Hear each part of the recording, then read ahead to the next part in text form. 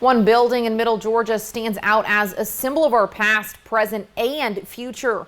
And one speech delivered there would go down in American history. Yeah, just 2 years after the abolition of slavery, a small wooden framed church in Dublin stood tall, facing racism, violence, and adversity.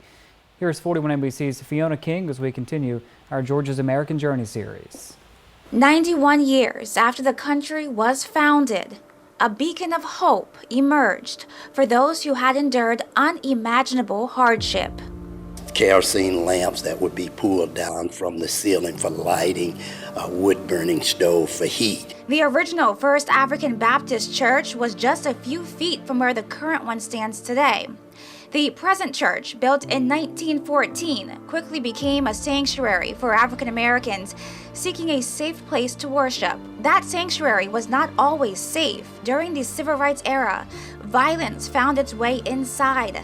Shots fired through the windows, the bullet holes still visible today. Back then, it wasn't many churches that you could worship in the black community, and in Dublin in particular, First African Baptist Church was the place that the blacks would come and worship.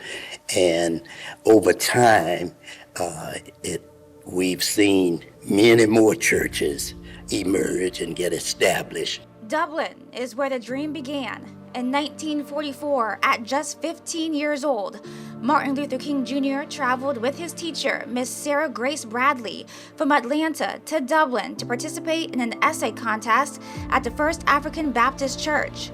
His speech, The Negro and the Constitution, voiced his hope for true equality.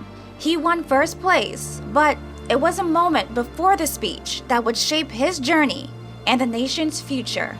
When they got to a certain point in Dublin, they were able to get on the bus and they were able to sit down where they wanted to sit down. And Miss Bradley sat near the front of the bus.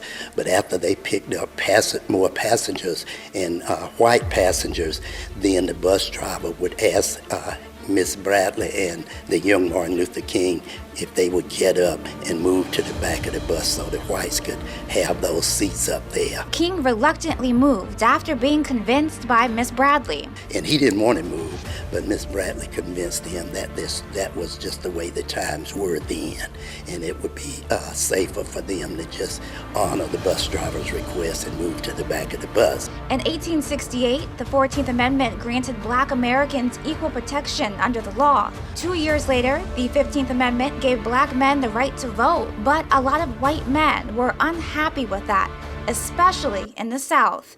Jim Crow laws soon followed, segregating every aspect of life, while discrimination was seen even outside of the South.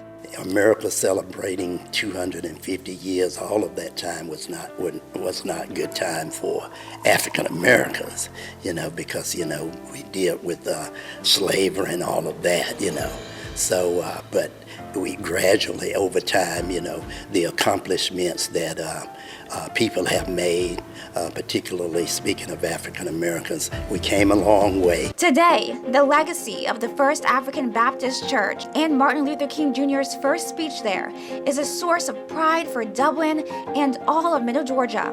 Every year, the city celebrates Dr. King's speech-making tradition. Annually, we have an oratorical speech contest, and it's held close to the actual date that he gave his first public speech.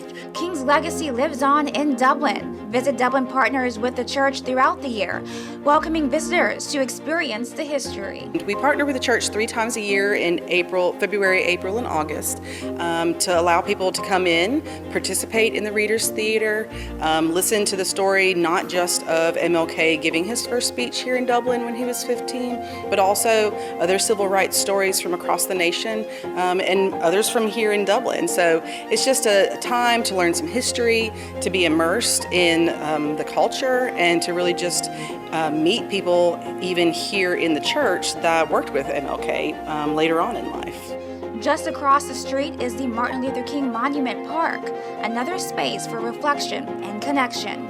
There's an audio box there that retells the speech that King gave when he was 15 years old here in Dublin, and a couple other stories on the audio box. So it's really a place where you can just sit and immerse yourself in the history that happened right in this location. For Deacon Jerry Davis, working at the church is a privilege and an honor. Not just be a place where you would make history, but you could be a part of history.